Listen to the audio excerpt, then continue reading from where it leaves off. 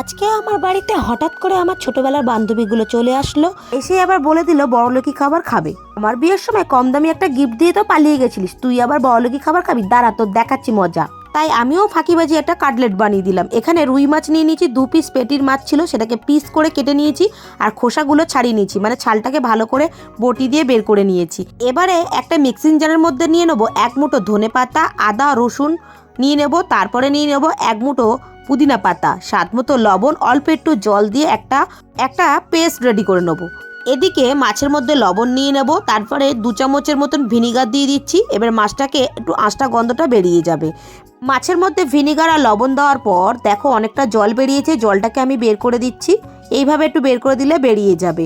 এবারে এর মধ্যে মশলাটা অ্যাড করব, যেমন ধনে পাতা পুদিনা পাতা যেটা পেস্ট করেছিলাম সেটা দিয়ে দেবো 2 চামচ, লঙ্কার গুঁড়ো, হলুদ গুঁড়ো, এবারে দিয়ে দিলাম জিরের গুঁড়ো।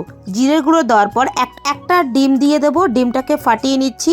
আর এবারে ডিমটা দেওয়ার পর, আর তোমরা বলে ফেলো তো কে কোথা থেকে ভিডিওটা দেখছো, তবেই তো ধন্যবাদ জানাবো নাকি।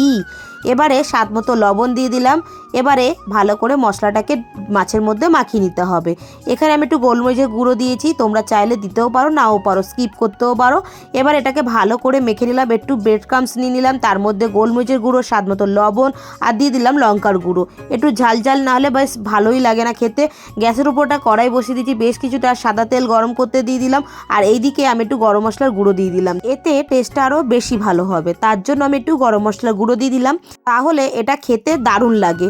এবারে দেখো একটা কাঁটা চামচ নিয়ে নিলাম, এবার ব্রেড ক্রাম্বসের মধ্যে এইভাবে কোট করে নেব।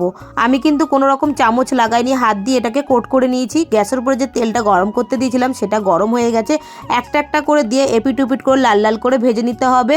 আর ভিডিওটি যদি ভালো লেগে থাকে অবশ্যই লাইক কমেন্ট শেয়ার করে পাশে থাকবেন বন্ধুরা, আর ফলো করতে কিন্তু ভুলো না। কি দরকার বলো তো এত দাম দিয়ে ভেটকি মাছের ফিশ কাটলেট খাওয়ার? এইভাবে একবার ট্রাই করে দেখো, আর কমেন্ট বক্সে কিন্তু জানাতে ভুলো না কেমন লাগলো। আর এখানে আমি সস আর কাসুন্দি দিয়ে পরিবেশন করেছিলাম। গরম গরম নাকি বন্ধুদের কাছে অমৃত হয়েছিল, বলে ফিশ কাটলেট তো দারুণ হয়েছে চন্দনা।